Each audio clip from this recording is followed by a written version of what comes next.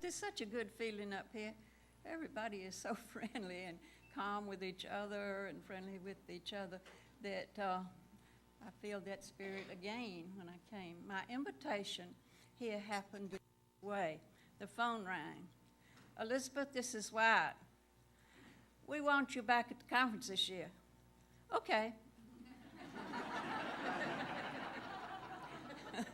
Later on, I got the nice letter, of course, but that was real easy. When I was here the last time, though, the first day at the dining room door, I passed a man and a hound dog and a little boy, and that was Barry Hanna. I do miss him. He's my fellow Mississippian. There are some Mississippi writers here, even though they may tell you they live far away. Steve Yarbrough and Beth Henley. And even though we live far away, we always know where we came from, and we don't ever lose it in our writing. Back in the 50s and 60s, I guess it was, I wasn't living in Mississippi, but a long way away. And I took pleasure in remembering things that happened there, and I thought I could remember the voices of people especially. And it was out of remembering those voices that the voice came to me of the character that's in this story that I'll read. It's an early story. And if you find, some of you here are writing fiction and don't need advice from me, but if you find a character you believe in that's real and you have great feeling for, and they also have a voice and can talk, all you got to do is sit down at your typewriter or your computer and let them talk. You'll have fiction before you know it.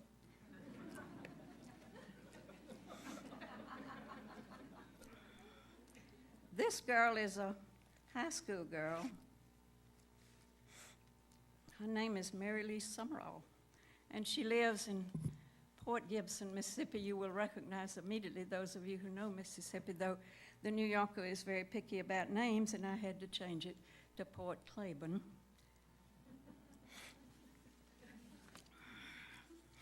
If you're like me, it's called a southern landscape. If you're like me and sometimes turn through the paper, reading anything and everything because you're too lazy to get up and do what you ought to be doing, then you already know about my hometown. There's a church there that has a gilded hand on the steeple with a finger pointing to heaven. The hand looks normal size, but it's really as big as a Ford car. At least that's what they used to say in those little cartoon squares in the newspaper, full of sketches and exclamation points. Strange as it seems, this curious world, or Ripley's Believe It or Not, along with carnivorous tropical flowers, the Rosetta Stone, and the cheerful information that the entire human race could be packed into a box a mile square and dumped into Grand Canyon. There would be every so often that old Presbyterian hand the size of a Ford car. It made me feel right in touch with the universe to see it in the paper, something it never did accomplish all by itself. I haven't seen anything about it recently, but then Ford cars have got bigger. And come to think of it, maybe they don't even print those little cartoons anymore. The name of the town, in case you're trying your best to remember it, is Port Claiborne, Mississippi. Not that I'm from there. I'm from near there. Coming down the highway from Vicksburg, you come to Port Claiborne, then you get to our house, you turn off to the right on State Highway number 202 and follow along the prettiest road. It's just about the way it always was, worn deep down like a tunnel and thick with shade in summer. In spring, it's so full of sweet, heavy odors, they make you drunk. You can't think of anything. You feel you'll faint or go right out of yourself. In fall, there's the rustle of leaves under your tires and the smell of them all sad and Indian-like. Then in the winter, There are only dust and bare limbs and mud when it rains, and everything is like the old dirt dauber's nest up in the corner. Well, any season you go twisting along this tunnel for a mile or so, then the road breaks down into a flat, open run toward a wooden bridge that spans a swampy creek bottom. Tall trees grow up out of the bottom, willow and cypress, gum and sycamore, and there's a jungle of brush and vines. Kudzu, Jackson vine, Spanish moss, grapevine, Virginia creeper, and honeysuckle. Looping, climbing, and festooning the trees, and harboring every sort of snake and varmint underneath. The wooden bridge clatters when you cross, and down far below you can see water lying still, not a good step wide. One bank is grassy, and the other is a slant of ribbed white sand. Then you're going to have to stop and ask somebody, just say, can you tell me where to turn to get to the Summerall place? Everybody knows us. Not that we are anybody. I don't mean that. It's just we've been there forever. When you find the right road, you go right on up through a little wood of oaks, then across a field, across a cattle gap, and you're there. The house is nothing special, just a one-gable affair with a bay window and a front porch. The shrubs around the porch and the privet hedge around the bay window were all grown up too high the last time I was there. The yard is a nice flat one, not much for growing grass, but wonderful for shooting marbles. There were always 2 or 3 marble holes out near the pecan trees where I used to play. Benji Hamilton swore he twisted his ankle in one of those same marble holes once when he came to pick me up for something my senior year in high school. For all I know, they're still there, but Benji was more than likely drunk, and so would hardly have needed a marble hole for an excuse to fall down. Once, before we got the cattle gap, he couldn't open the gate and fell on the barbed wire trying to cross the fence. I had to pick him out thread at a time. He was so tangled up. Mama said, what were you two doing out at the gate so long last night? Oh, nothing, just talking, I said. She thought for the longest time that Benji Hamilton was the nicest boy that ever walked there. No matter how drunk he was, the presence of an innocent lady like Mama, who said, drinking, in the same tone of voice she would have said, murder, would bring him around faster than any number of needle showers, massages, ice packs, prairie oysters, or quick dips in December off the northern bank of Lake Ontario. He would straighten up and smile and say, you made any more peach pickle lately, Miss Sadie? He could even say peach pickle. And she'd say no, but there was always some of the old for him whenever he wanted any. And he'd say that was just the sweetest thing he'd ever heard of, but she didn't know what she was promising. Anything as good as her peach pickle ought to be guarded like gold. And she'd say, well, for most anybody else, she'd think twice before she offered any. And he'd say, if only everybody was as sweet to him as she was. And they'd go on together like that till you'd think that all creation had ground and wound itself down through the vistas of eternity to bring the two of them face to face for exchanging compliments over peach pickle. Then I'd put my arm in his so it would look like he was helping me down the porch steps out of the reflexes of his gentlemanly upbringing, and off we'd go. It didn't happen all the time like I made it sound. In fact, it was only a few times when I was in school that I went anywhere with Benji Hamilton. Benji isn't his name either. It's Foster. I sometimes call him Benji to myself after a big, overgrown 33-year-old idiot in The Sound and the Fury by William Faulkner.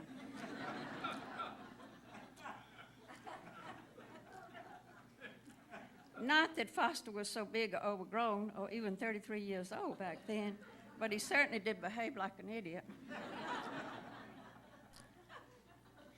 I won this prize, see, for writing a paper on the siege of Vicksburg.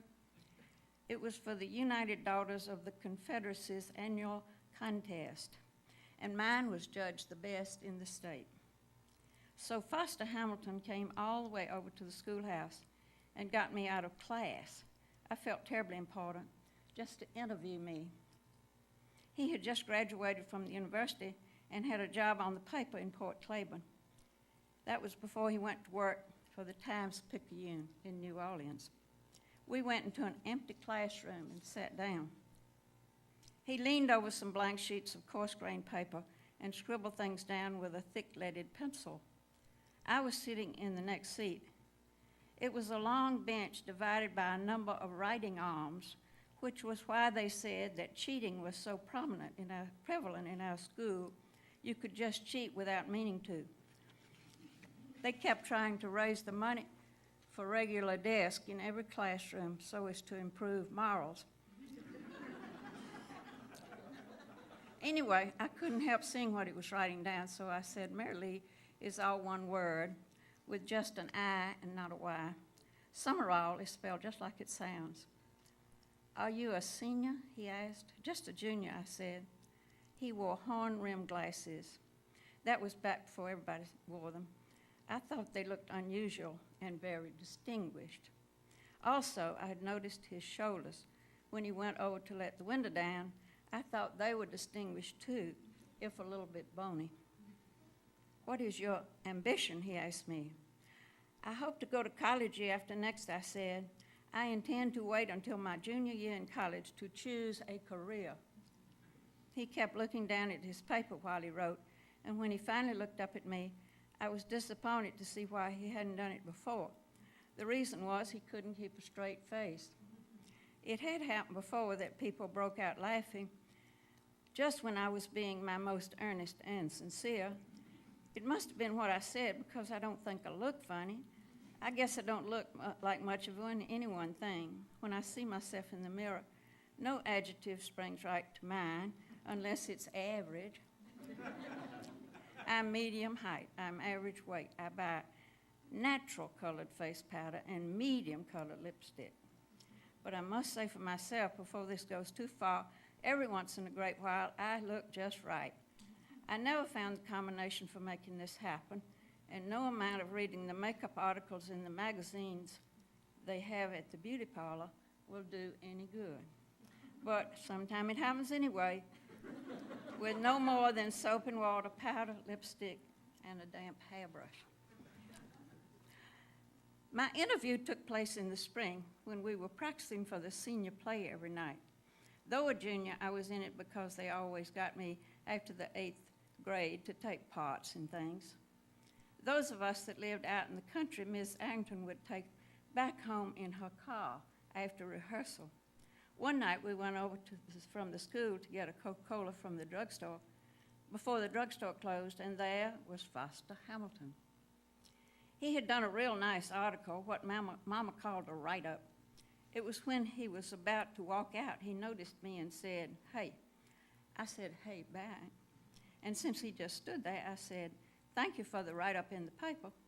"Oh, that's all right," he said, not really listening. He wasn't laughing this time. "Are you going home?" he asked. "We are after a while," I said. "Miss Arrington takes us home in her car." "Why don't you let me take you home?" he said. It might save Miss Arrington an extra trip." "Well," I said, "I guess I could ask her." So I went to Miss Arrington and said, "Miss Arrington, Foster Hamilton said he would be glad to drive me home." She hesitated so long that I put in, "He says it might save you an extra trip." So finally she said, "Well, all right, Mary Lee." She told Foster to drive carefully, and I could tell she was uneasy. But then my family were known as real good people, very strict. And of course she didn't want them to feel she hadn't done the right thing. That was the most wonderful night. I'll never forget it. It was full of spring, all restlessness and sweet smells. It was radiant, it was warm, it was serene. It was all the things you want to call it, but no word would ever be the right one. No, any 10 words either. When we got close to our turnoff after the bridge, I said, "The next road is ours," but Foster drove right on past. I knew where he was going. He was going to Windsor. Windsor is this big colonial mansion built back before the Civil War.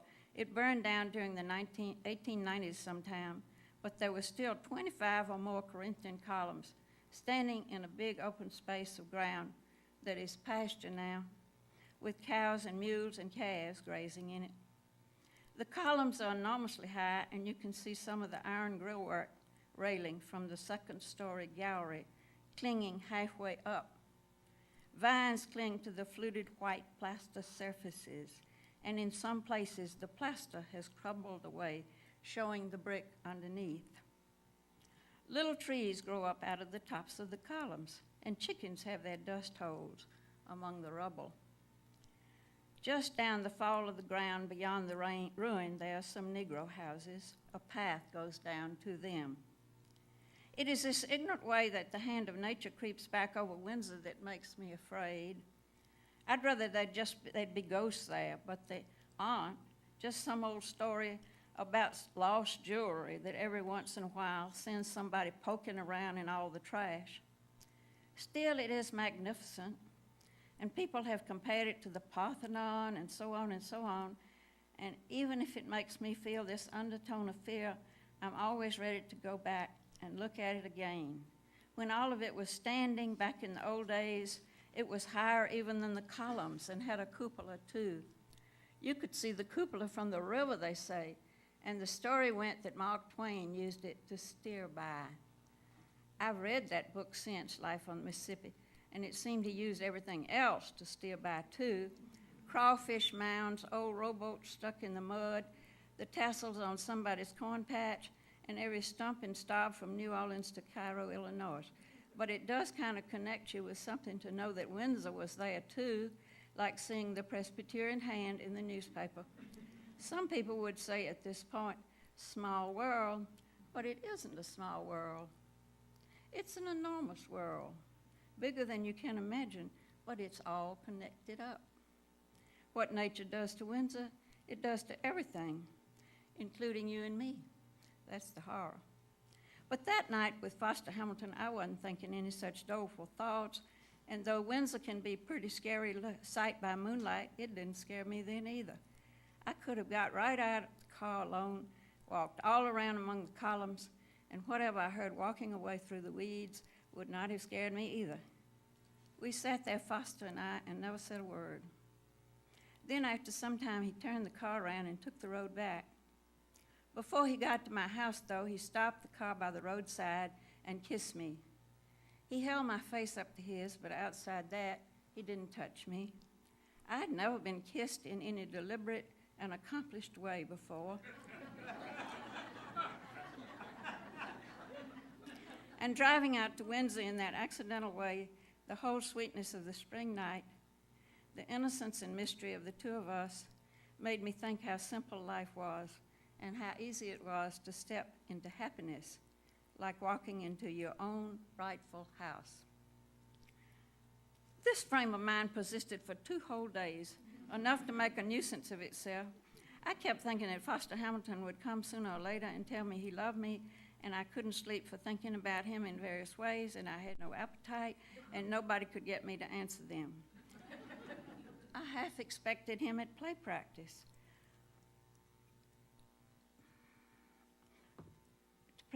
Or to come to the schoolhouse, and I began to wish he would hurry up and get it over with, when after play practice on the second night, I saw him uptown on the corner with this blonde. Miss Arrington was driving us home, and he and the blonde were standing on the street corner just about to get in his car. I never saw that blonde before or since, but she is printed eternally on my mind, and to this good day, if I run into her across the counter in the 10-cent store, whichever one is selling lipstick to the other, I'd know her for sure because I saw her for 1/2 a second in the streetlight in Port Claiborne with Foster Hamilton. She wasn't any ordinary blonde either. Dyed hair wasn't in it. I didn't know the term featherbed blonde in those days, or I guess I would have thought it. As it was, I didn't really think anything or say anything either, but whatever had been galloping along inside me for 2 solid days and nights came to a screeching halt. Somebody in the car said, being real funny, "Foster Hamilton's got him another girlfriend." I just laughed. "Sure has," I said. "Oh, Mary Lee," they all said, teasing me. I laughed and I laughed. I asked Foster once, a long time later, "Why didn't you come back after that night you drove me out to Windsor?" He shook his head. We'd have been married in 2 weeks, he said. It scared me half to death. Then it's a mercy you didn't. It scares me half to death right now. Things had changed between us, you realize, between that kiss and that conversation.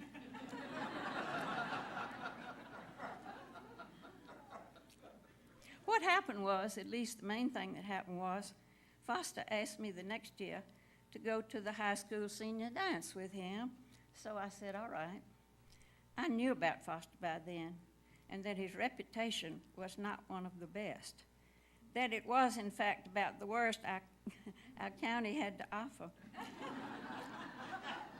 I knew he had an uncommon thirst, and that on weekends he went helling about the countryside with a fellow that owned the local picture show and worked at a garage in the daytime. His name was A.P. Fortenberry, and he owned a new convertible in a sickening shade of bright maroon.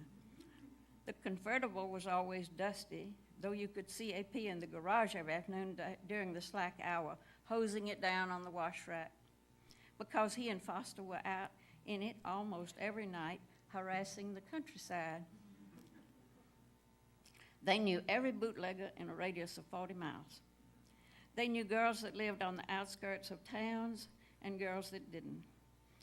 I guess uninhibited was the word for A.P. Fortenberry, or whatever it was. I couldn't stand him. He called me into the garage one day to have a word with me about Foster, he said, but when I got inside, he backed me into the corner and started trying it on. Funny little old girl, he kept saying. He rattled his words out real fast. Funny little old girl.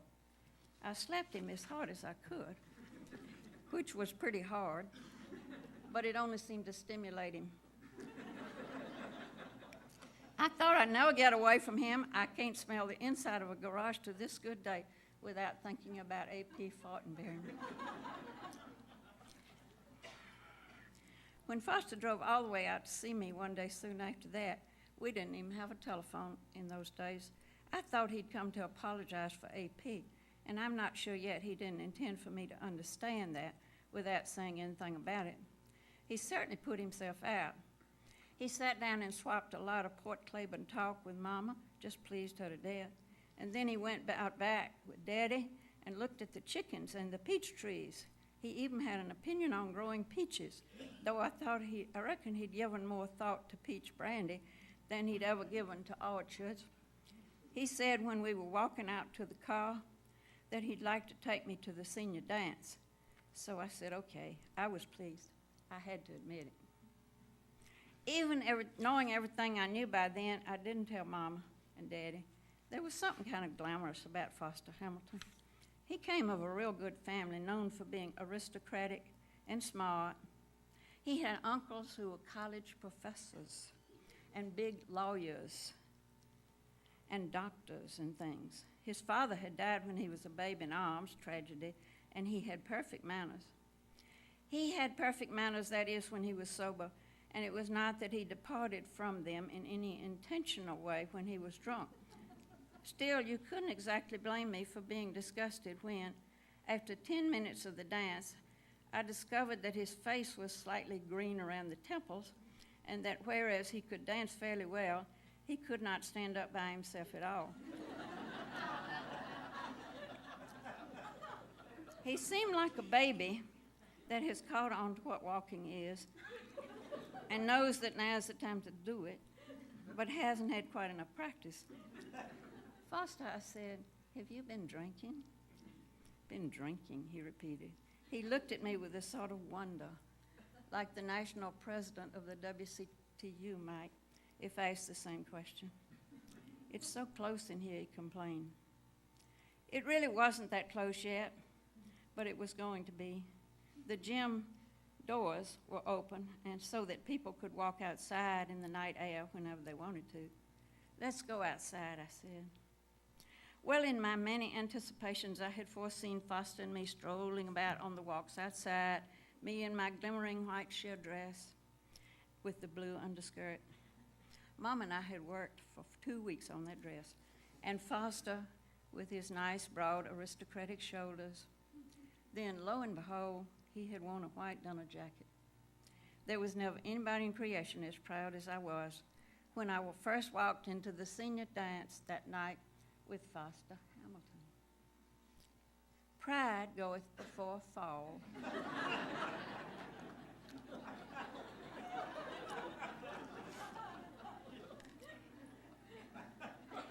The fall must be the one Foster took down the gully back of the boys' privy at the schoolhouse.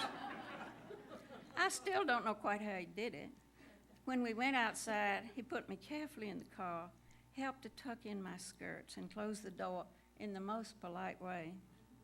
And then I saw him heading toward the privy in his white jacket that was swaying like a lantern through the door.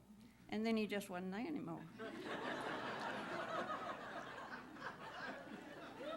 After a while, I got word that somebody would come out like us for air, so I got up and went to the outside wall of the privy and said, "Foster, are you all right?"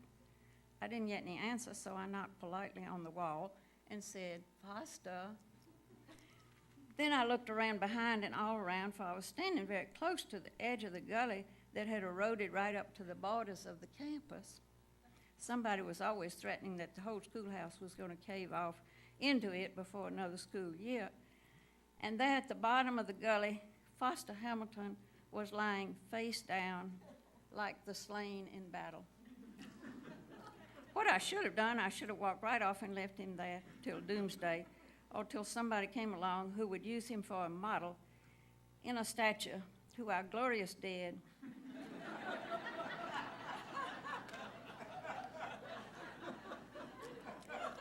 In the defense of Port Claiborne against General Ulysses S. Grant in 1863. That battle was over in about 10 minutes, too.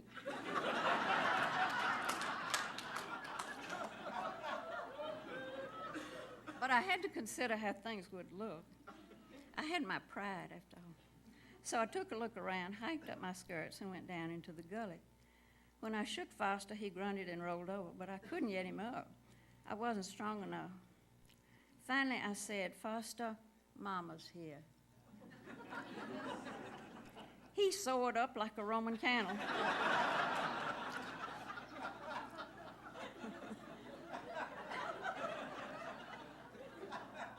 I never saw anything like it. He walked straight up the side of the gully and gave me a hand up, too. Then I guided him over to the car, and he sat down and lighted a cigarette. "Where is she?" he said. "Who?" I said. "Your mother," he said. "Oh," I just said that, "Foster, I had to get you up some way." At that, his shoulders slumped down, and he looked terribly depressed. "I didn't mean to do this, Mary Lee," he said. "I didn't have any idea it would hit me this way. I'm sure I'll be all right in a minute." I don't think he ever did fully realize he'd fallen in the gully.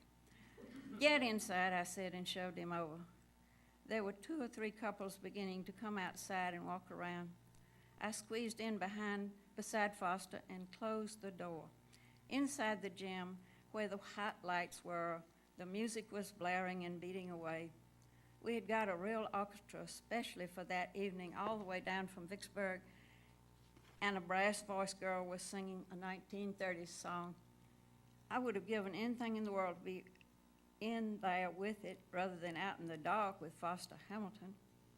I got quite a frisky reputation out of that evening. Disappearing after 10 minutes of the dance, seen snuggling out in the car, and gone completely by intermission. I drove us away. Foster wouldn't be convinced that anybody would think it all peculiar if he reappeared inside the gym with red mud smeared all over his dinner jacket. I didn't know how to drive, but I did anyway. I'm convinced you can do anything when you have to. Speak French, do a double backflip off the low diving board, play Rachmaninoff on the piano, or fly an airplane. Well, maybe not fly an airplane, it's too technical. Anyway, that's how I learned to drive a car. Driving up and down the highway, holding off Foster with my elbow, marking time till midnight came, and I could go home without anybody thinking anything out of the ordinary had happened. When I got out of the car, I said, "Foster Hamilton, I never want to see you again as long as I live, and I hope you have a wreck on the way home."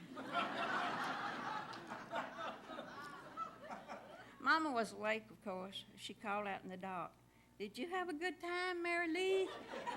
"Oh, yes, ma'am," I said. Then I went back to my shed ceiling room in the back wing and cried and cried. There was a good bit of traffic coming and going to our house after that. A.P. Fortenberry came, all pallid and sober, with a tie on and a straw hat in his hand.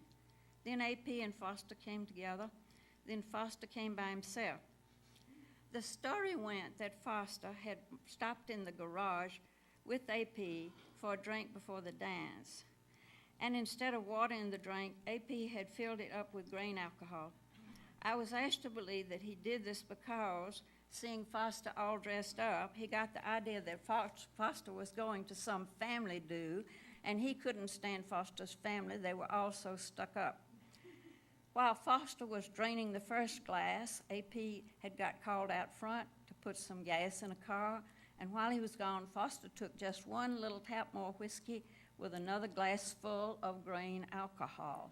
A.P. wanted me to understand that Foster's condition that night had all been his fault, and that instead of 3 or 4 ounces of whiskey, Foster had innocently put down 18 ounces of sheer dynamite. And it was a miracle only to be surpassed by the resurrection of Jesus Christ that he had managed to drive out and yet me converse with Mama about peach pickle and dance those famous 10 minutes at all. Well, I said I didn't know. I thought to myself, I never heard of Foster Hamilton touching anything he even mistook for water.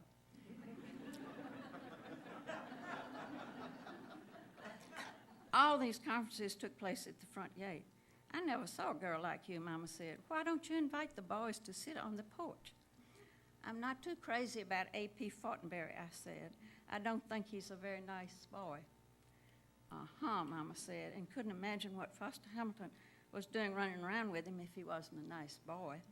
Mama to this day will not hear a word against Foster Hamilton. I was still giving some thought to the whole matter that summer, sitting now on the front steps, now on the back steps, and now on the side steps, whichever was most in the shade, chewing on pieces of grass and thinking, when one day the mailman stopped in for a glass of Mama's buttermilk, it's famous, and told me that Foster and A.P. had had the most awful wreck. They'd been up to Vicksburg and coming home had collided with a whole carload of Negroes. The carnage was awful. So much blood on everybody, you couldn't tell black from white. They were both going to live, though, being so drunk, which in a way had caused the wreck, had also kept them relaxed enough to come out of it alive. I warned the mailman to leave out the drinking part when he told Mama she thought Foster was such a nice boy. The next time I saw Foster, he was out of the hospital and had a deep scar on his cheekbone, like a sunken star. He looked handsomer and more distinguished than ever. I had gotten a scholarship to Millsaps College in Jackson and was just about to leave. We had a couple of dates before I left, but things were not the same. We would go to the picture show and ride around afterward, having a conversation that went something like this. Mary Lee, why are you such a nice girl? You're about the only nice girl I know. I guess I never learned any different, so I can't help it. Will you teach me how to stop being a nice girl? I certainly will not. He looked to see how I meant it, and for a minute I thought the world was going to turn over, but it didn't. Why won't you, Foster? You're too young, and your mama's a real sweet lady, and your dad is too good a shot. Foster, why do you drink so much?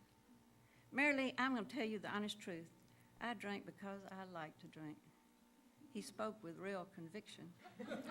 So I went on up to college in Jackson, where I went in for serious studies and made very good grades.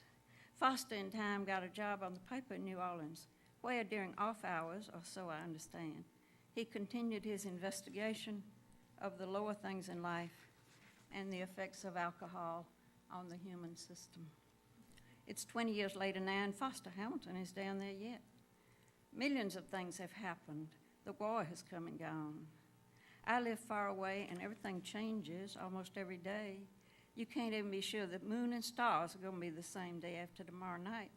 So it has become more and more important to me to know that Windsor is still where it always was, standing pure in its decay, and that the gilded hand on the Presbyterian Church in Port Claiborne is still pointing to heaven and not to outer space. And I earnestly feel, too, that Foster Hamilton should go right on drinking. There've got to be some things you can count on, would be an ordinary way to put it. I'd rather say I feel the need of a land, of a sure terrain, of a sort of permanent landscape of the heart.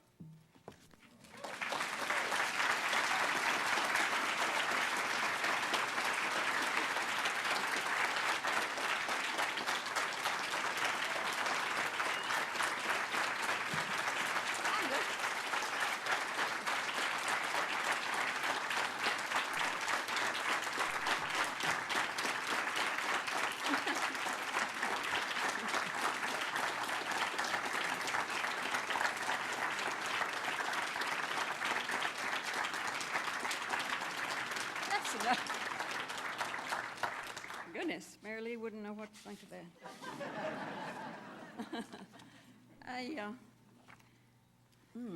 Well, so you know how it was in Mississippi. Maybe everywhere else. I think we can switch gears now and be somewhere else with a short story I wrote recently. This is a very recent story. It came out last year. It's already been in a couple of anthologies, so it must not be too bad. But if you think about it, as I read it, you can see it's not Mississippi. It's a college town in North Carolina, and you might envision Chapel Hill. Jill McCorkle's here, Alan Shapiro from near Chapel Hill. We have a lot of writers. We've got Lee Smith, Doris Betts, Alan Gerganis. It's a good place to be with nice people who are also writers. And this is a story that I thought of that might have happened there, that it's a made-up story like everything. It's called Sightings. Mason Everett, a man who lived mostly happily in his own mind, hadn't any idea why his daughter Tabitha had come to visit him. It's true they never saw much of each other. Maybe it was a shame. He was neutral on the subject. He'd long loved her at a distance, but now she was close, she brought back shadows. Still, he was willing to find out what she wanted. Her mother in far-off Maryland was maybe the one to ask. On the other hand, her mother might be the very reason she headed this way. She arrived about twilight in a cab from the airport. "But I would have met you," he protested. "Too much trouble," she answered, and came right in with her duffel. She looked like all the rest of the ones her age, but also bore a resemblance both to him and Celie. He remembered that when young, he too had done unexpected things. She went upstairs to the spare room. She shut the door. Mason waited downstairs and thought about dinner. Other ideas trundled through his head. Was she into a love affair? Was she on drugs? Did she drink? Did she need money? If she needed money, why did she take a taxi from the airport?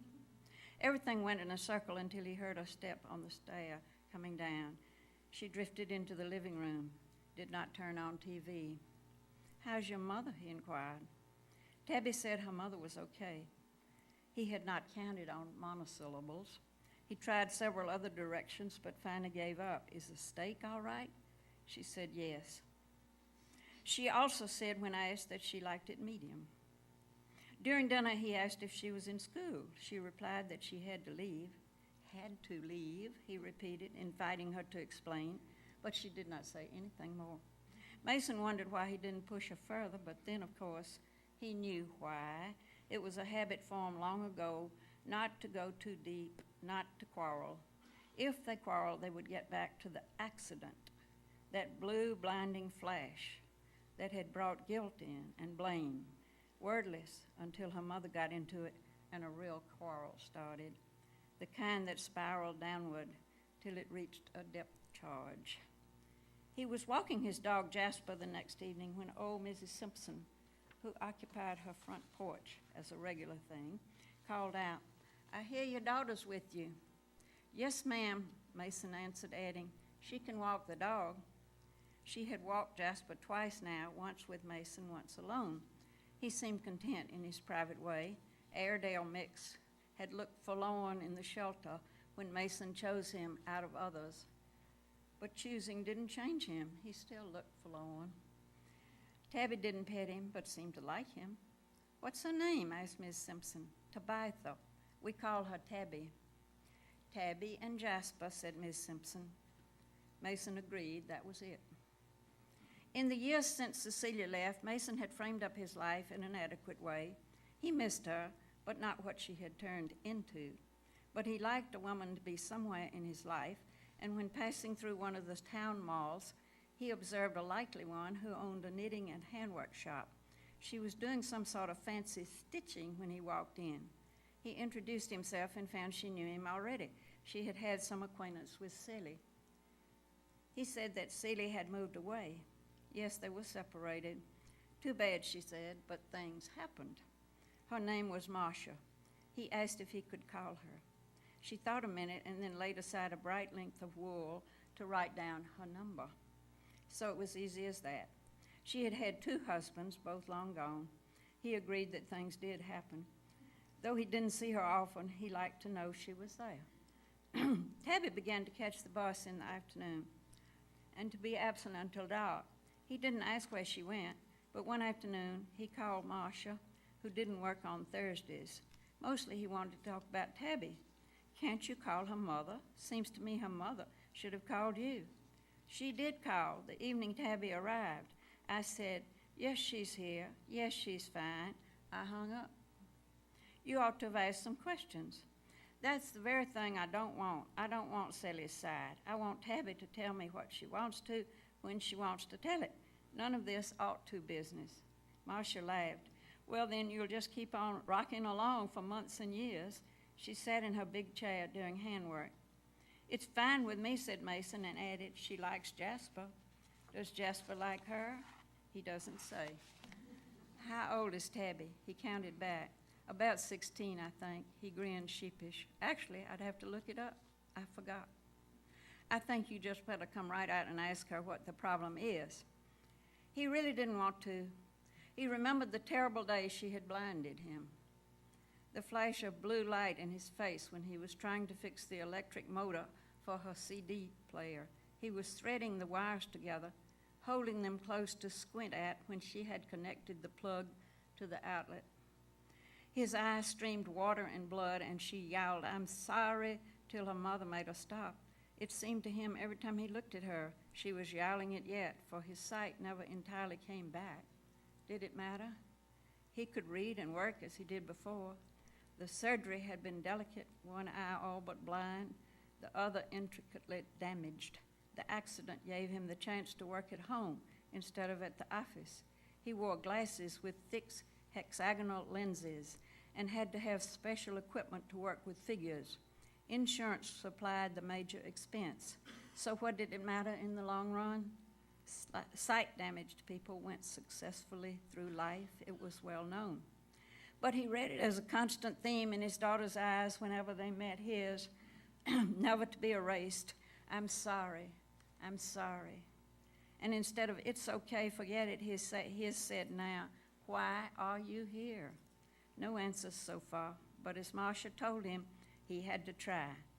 Tabitha had volunteered to cook dinner and turned out something done with hamburger meat that was edible. When he had praised her and eaten enough, she brought out some ice cream, and he ate that too.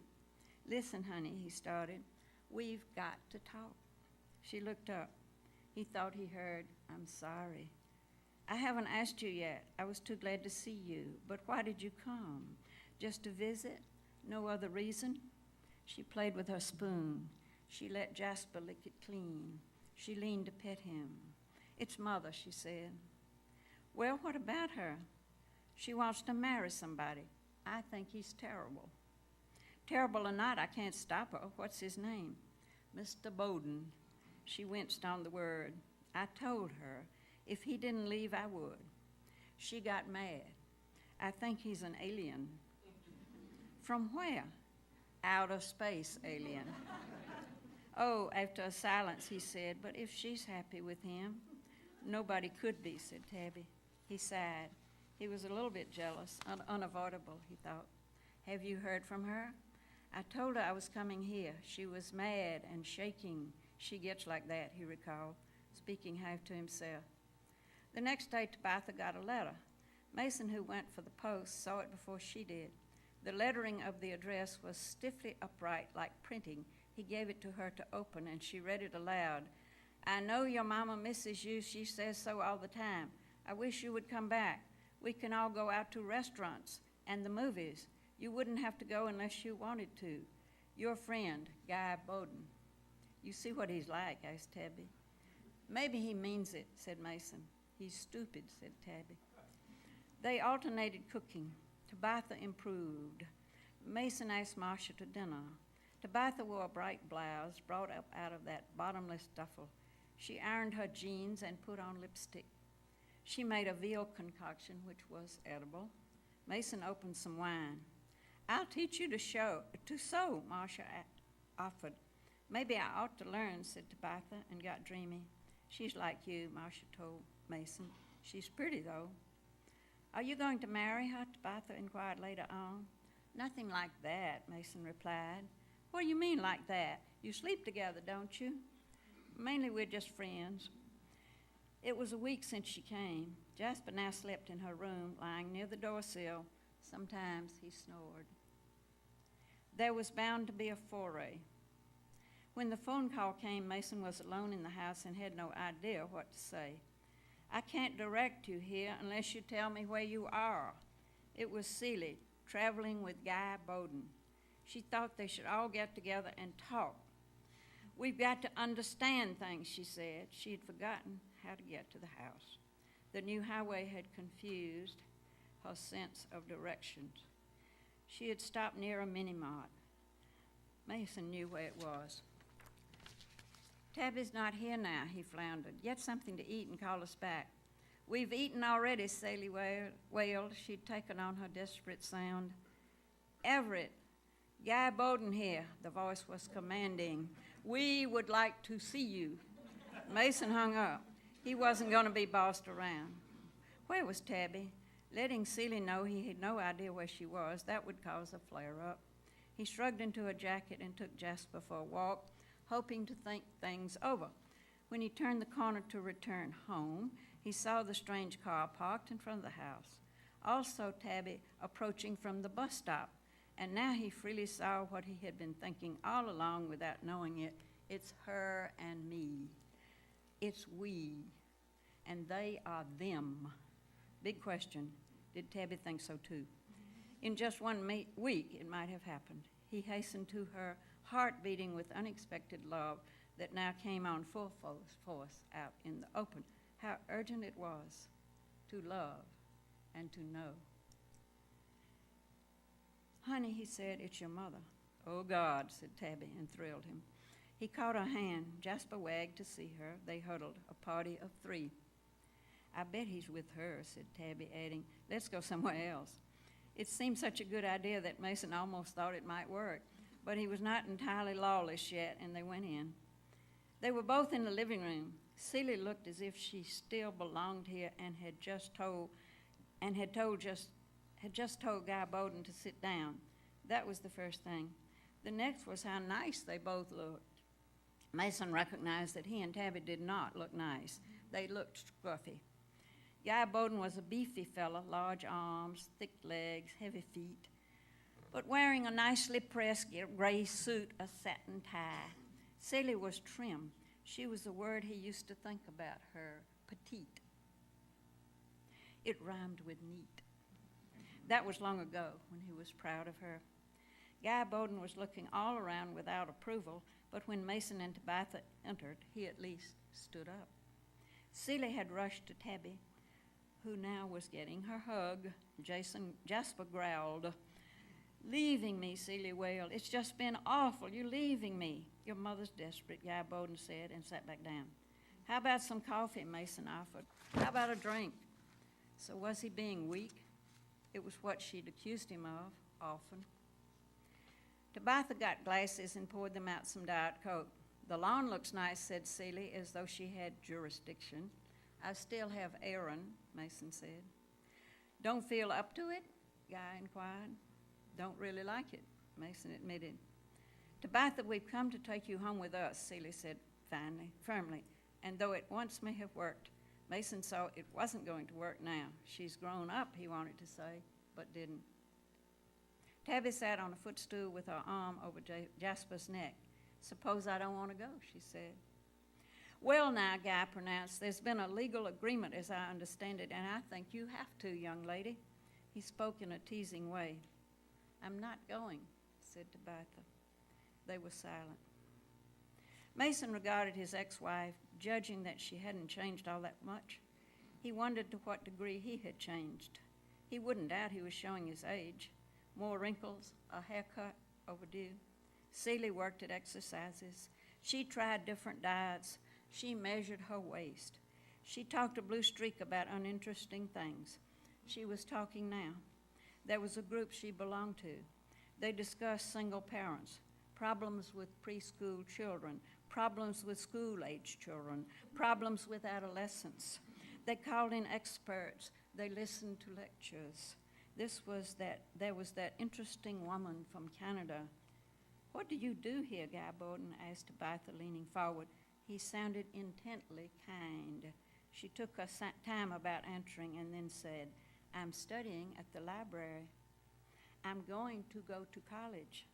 Oh, that's great, said Celie. I'm glad of that, but you can do that back home. I'll arrange it for you. I'm going to do it here, said Tabitha. It came to Mason that this was all a lie.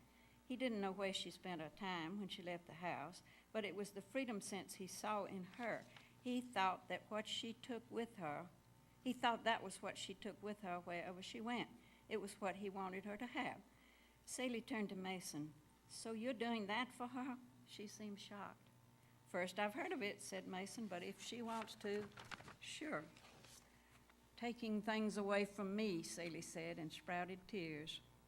So they would be back into it, Mason thought, and saw the whole flawed fabric of human relations form, the present now becoming like the past, the future scrolling out ahead, looking just as always, torn, stained, blemished, no change. He winced. How are your eyes? Asked Celie. Same as always. Silence. For Guy Bowden, the moment had arrived. He leaned toward Tabby as if he were right in her face. Tabitha, you've got to understand that your mother and I just want the best for you, and what we think is that the best, the very best, is coming back to us. I know I upset you with some things I said. I'm just a rough fella sometimes, but my heart's in the right place. If you only knew how I mean that. More than you could ever know. I mean it. I mean it. And where is my heart? It's right with you, honey. With you and your mother. She's just so fine. Tabitha and Jasper both looked at him. Mason tried to look elsewhere. Don't you see, Mason? Celie appealed. I think it's up to her, said Mason. Unfortunately, it's not up to her, Guy said. I mean, as I understand it, you two agreed. Tabitha jumped up and ran in the kitchen. Guy Bowden rose with resolution and followed her, his heavy feet like a marching drum. They could hear his voice, muffled but persuading. Now, sweetheart, you just need to listen and think. You need to think. Mason and Celie were left alone. Is he what you want? He inquired. He's just so good to me, she explained. Now was the moment to say, so you think I wasn't good to you, but he didn't. He'd had enough of that. What is separation, together or apart, but one long silence? Two birds chirped outside the window. It did sound like a conversation, he thought, and wondered what they were saying. From the kitchen they heard something shrill, a sound as if it came from a stranger. Tabitha ran. She shot through the hallway and was out the front door, running like a deer. Jasper was right after her. He made it through the door. Maybe he thought she was playing. Mason jumped right in front of Guy Bowden, who was chasing her. What do you think you're doing? She's the one. Bowden was rubbing at his face. Had she hit him? I was trying to be nice to her. Damn it all, I'm always trying to be nice to her. She won't let me. Yes, it was her second husband. Wait a minute. She won't let me. Mason walked out the door. He looked up and down the street, but neither dog nor girl was in sight. She could have made it around the corner or into the next yard, but which one? He called her, Tabby, then decided not to call again. It was exactly as if she caught the bus. He stood on the sidewalk, looking all around. Next, Celie and Bowden would come to the door and start talking. He walked deliberately away. From the door, Celie called after him, Mason, where are you going? I have to find her, he said, not looking back. He did look for her quite some time. No Tabby, no Jasper either. He telephoned Marcia. Marcia said that Tabby was there, but she hadn't seen Jasper. Mason got in the car and drove to find them. Tabby was in the kitchen eating cake. The three of them sat and thought things over. No Jasper. Aren't you allowed to have her with you at all? Marcia asked in an experienced way. 2 divorces and a grown son somewhere. It was something I could have arranged, but they let me know a fixed arrangement meant I could only see her at allotted times. And you wouldn't? At the time I wouldn't. I was tired fighting. You see, Celie can keep on fighting forever. Nothing stops her. Maybe they'll go away, said Tabitha. Maybe they'll stay and just keep the house, said Mason. Mason's reading equipment was in his house, also his workload from the hospital. Mason's present project was research in genetic statistics as related to disease. Figures from the computer flowed under his crafted dome magnifier, a glass balloon large as grapefruit.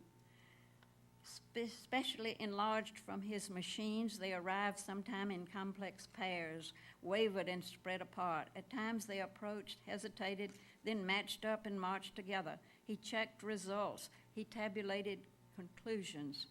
When Tabitha called, Marcia had left her shop with the assistant. She had driven to her house where she found Tabitha sitting on the steps. Marcia was a good-natured woman, tolerant of human mistakes. She gave a drink to Mason and a Pepsi to Tabitha. Then she talked in a quiet sort of way about a time when she lived out west, married to her former husband. She got out some knitting. In and out the long needles kept a steady rhythm. Yes, it was her second husband she remembered most, Brad. At first, she had been too young. The first she had been too young to evaluate, now or ever. The second she had loved deeply, but he always wanted to travel. His business was mainly in investments for himself and other people. He could carry his office everywhere, a computer, a cell phone, set up every needed connection in fancy motels. This was West Coast life. They journeyed up into the Northwest, Seattle, Portland, sometime into Canada. Then he'd take a notion to go south. Mason sat and watched his daughter with his fragile eyes. If he only had a vision device to see into her being, discern her aim and direction, for even at so young an age, she must feel something of the sort. You didn't want to keep me, she suddenly accused. That was then, he replied. This is now. Marcia knitted on. She kept journeying on as well. In the South, Brad liked to go to San Diego and especially always took a day or so for Coronado. There was an old resort hotel out there near the beach. He would switch for once from motels just to stay there. The food was good. He never stayed anywhere there wasn't some special restaurant to explore. Didn't you ever go home? Mason asked. Oh, yes, the house. It was in L.A. It was nice enough, everything in order. He left it with one of his assistants, a boy who practically lived there. Very nice young man, but then another story. It was growing late. The rhythm of the long needles was steady. Tabitha yawned. Mason was not supposed to drive after dark. Impressions blurred. He sometimes thought he saw someone cross the road in front of him when no one was there. Weary of arriving, he drove slowly home. I bet she was going to tell how they went to Mexico next, Tabitha said. Probably. Tabitha said she was out of money. He said he would give her some. He dared then to ask, Bowden, did you hit him? No, I bit him. He bent my arm back till it hurt. He's done that before. That's how I got close enough. So I bit him. Why do you go uptown? What do you study? I don't study. I made that up. I just hang out. I met a boy I liked, but he's gone away. Mason remembered the day they removed the bandages from his eyes. He remembered blinking, though dimly, dimly yet, he could see. He had felt a burst of joy, like a bubble. He turned into his own street and crept nearer. The visiting car was gone. The house was dark. A shape was waiting at the door. Tabby gave a cry of delight. "It's Jasper. He's come home." "And so have you," said Mason, and was happier than he could say to hear no denial.